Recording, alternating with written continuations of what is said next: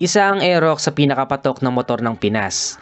Nakilala ito sa magandang handling, maporma at kayang-kayang isingit sa traffic ng Metro Manila. Kaya naman nagkagulo ang mga motorista nang nabalitaang darating na ang 2021 version nito.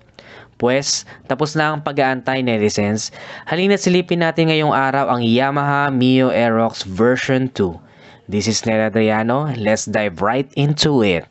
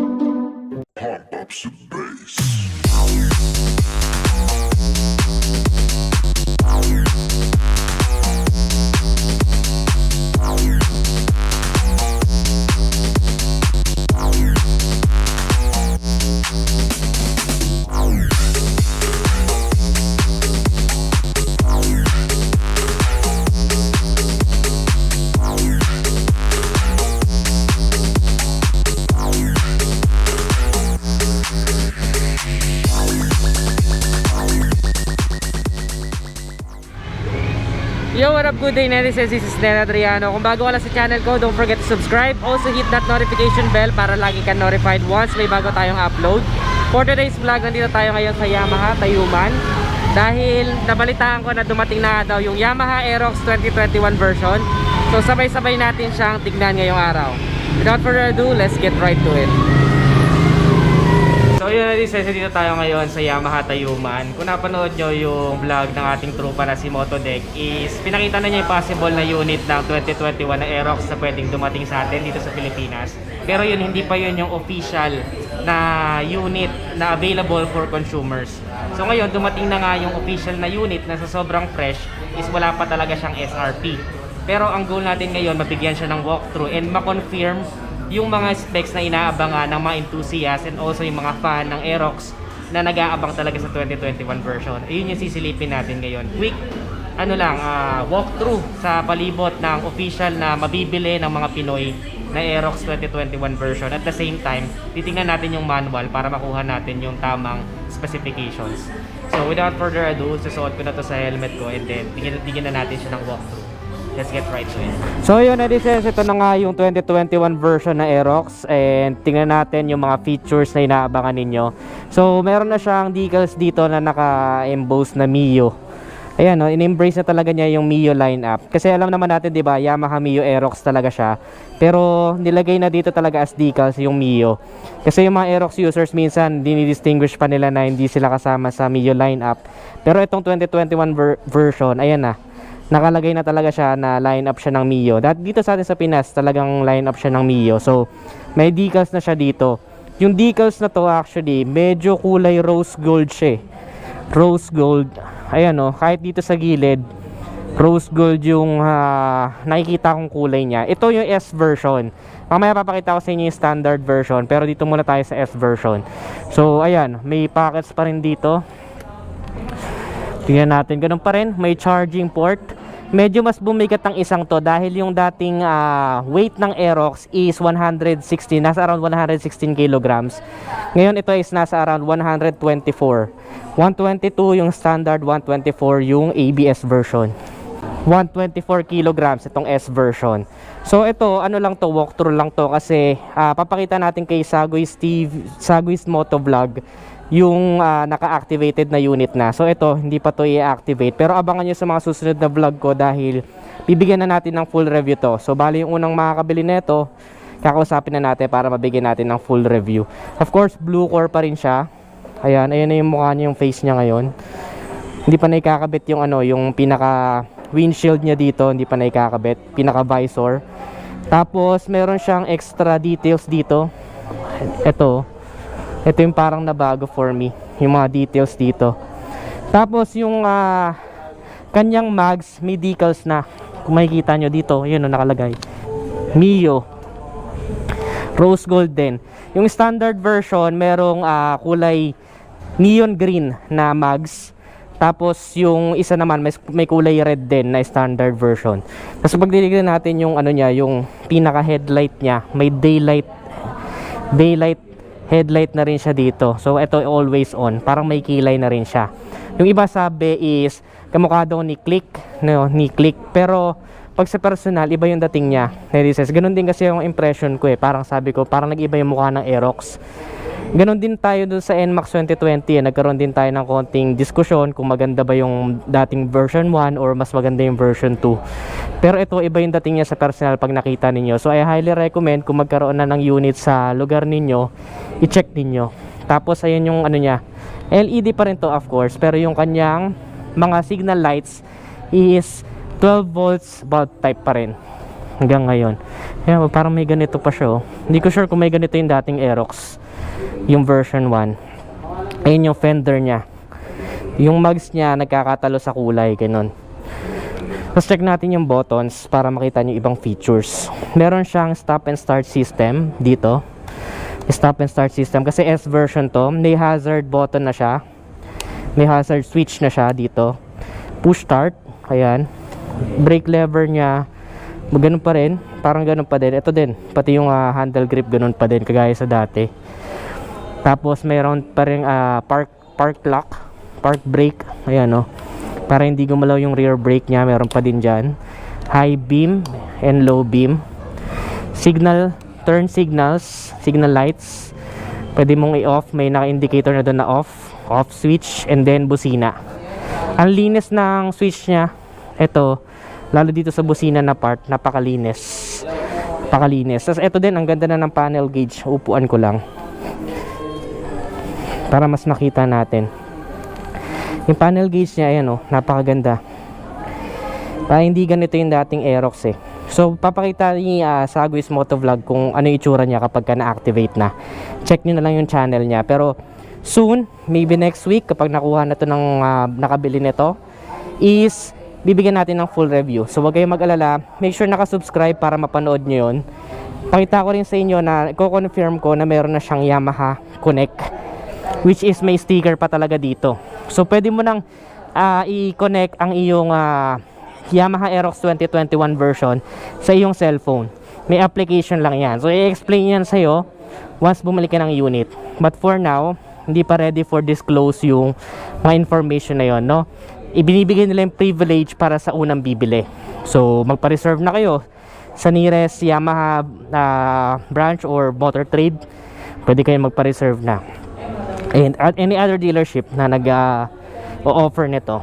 Tapos ayan yung susian niya. Iba na rin yung itsura, no? Iba na rin yung mga text dito, yung parang decals niya.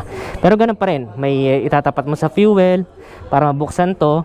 Speaking of fuel, dati ang fuel tank capacity ni Aerox is 4.6 liters lang. Itong bagong version is mas malaki na, 5.5 liters na siya. Yun ang maganda doon, 5.5 liters na siya. And isa pa sa napansin ko is yung kanyang paint job. Ito is matte. Pag nakita mo to sa personal, matte. Yung dati kasing Black Raven, ganito lang lahat glossy. Ito is matte na. Matte yung finish niya, napakaganda, matte finish. Ito din, ang ganda. Tapakan ng angkas, ganun pa din. Nag-iba yata yung design nito. Yung sa ganun pa rin siya, may VVA, liquid cooled single overhead cam, 4-stroke of course. Nag-iba din yung heat guard. And ito, i-reveal ko na yung isa sa pang inaabangan. May baso ba ang shocks? Check natin. So ang rear shocks niya is walang baso. Yung dumating sa ating version is walang baso. Since hindi pa nga activated, para mabuksan natin yung upuan, dito may susi siya na ibibigay at pwede mo susian dito. Ito pwede itong i-disclose, no? Kasi ganito naman talaga yung mga motor na keyless na. Keyless system na yun So meron lang siyang sensor or remote, sa mas kilala natin tawag. Tapos pwede mo siyang buksan doon, no? Ayan, tignan natin yung seat storage niya. Ayan, ang seat storage niya. Not quite sure yet kung mas lumaki ba to or same lang din ng dating Aerox. I-confirm natin yan sa ating official full review. This is just first impression and a walkthrough sa actual unit. So yeah, para magka-idea kayo. Nandito na yung mga ibang gamit. Ito yung visor niya. Ayan yung visor niya. Tapos ito, ano ba to? May kakabit pa. At para sa takip na lang na itong baterya. So dito ang battery niya, very safe sa baha. Hindi mababasa agad-agad. Sarado natin. Check natin yung likod. Ito alam ko nag-iba eh. Nag-iba itong airbox na to. Itong radiator cover na to, nag-iba. Ito same pa din eh. Yung heat guard niya same pa din. Pero yun nga, walang baso. So titesting natin kung may nagbago ba sa suspension ng Aerox 2021 version. And check naman natin yung likodan. Ayan ang itsura niya. Parang mas lumipis or kumipot yung sa tail light niya, which is ako mas gusto ko. Nasa taste ko yung ganyang itsura ng tail light ng Aerox. Signal lights niya almost ganun pa rin, bulb type. May ilaw pa rin sa plaka. Ayan, nandyan. May ilaw pa rin siya sa plaka. May reflectorize dito. Itong airbox alam ko nag-iba. Iba na itsura niya compared sa before. Ayan ang airbox ngayon. Parang kamukha din yung sa NMAX 2020 if I'm not mistaken. Very plain. Parang may mga details yan dito eh, yung dating version. So ganun pa rin to. May kill switch pa rin yan sa side stand, of course. 790 ang seat height. Abot ng 5'3" in height. Abot siya. Ganun pa rin yung upuan niya. Pag ganito. Same pa rin nung dati. This SD ko na ipakita kanina kasi di ko tinanggal yung cover niya, itong plastic na to. Iba na pala yung seat nitong S version. Napaka luxurious na niya, may tahi, parang heart shape. Ayan oh, may sandalan na dito. Para sa rider may sandalan na dito. So mas comfortable na both sa rider at the same time sa angkas. Mas generous na siya. So, mas maganda yung seat niya ngayon, mas comfortable compared din sa before. So yun, hindi natin natanggal kanina yung plastic. So inad ko lang, pahabol lang kumbaga. No, ayun. Wala pa rin siyang kickstart, of course.